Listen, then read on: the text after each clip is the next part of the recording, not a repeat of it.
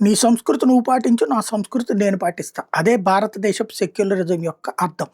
కానీ సెక్యులరిజం కావాలి, కానీ అది ముస్లిం పక్షపాతం అవ్వాలి, క్రైస్తవ మీద పక్షపాతం అవ్వాలి, హిందువులే అవమానానికి గురి కావాలి అన్నటువంటి ఒక విచిత్రమైనటువంటి పరిస్థితులు ఇక్కడ ఉన్నటువంటి ముస్లిం క్రైస్తవ నేతల్ని తయారు చేసింది రాజకీయాలు అనాలా? లేకపోతే వాళ్ళల్లో ఉన్నటువంటి ఆ భావన పెరిగి పెద్దదవుతుంది అనాలా? గుజరాత్‌లో భారతీయ జనతా పార్టీ ప్రభుత్వం 35 ఏళ్ల నుంచి నడుస్తుంది. అక్కడ ఇవాల్టికి కూడా అహంకారపూరిత ధోరణి ఉందంటే అంతకుముందు పరిస్థితి ఎట్లుందో అర్థం చేసుకోవాలి.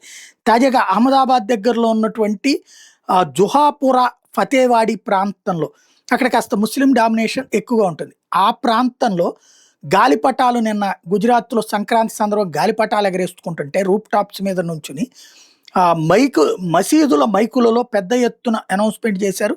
ఇది ఇస్లాంకు విరుద్ధం, మా మత సంప్రదాయాలకు విరుద్ధం, మీరు గాలిపటాలు ఎగరేయడానికి వీలు లేదు అన్నటువంటిది మసీదు లౌడ్ స్పీకర్లలో అనౌన్స్‌మెంట్ చేయడం అన్నది సంచలనం సృష్టించింది. దీంతో హిందువులందరూ గట్టిగా కేకలు వేశారు. ఆ పైన పోలీసులకు ఫిర్యాదు చేశారు. దీని మీద విచారణ చేస్తున్నారు ఇప్పుడు.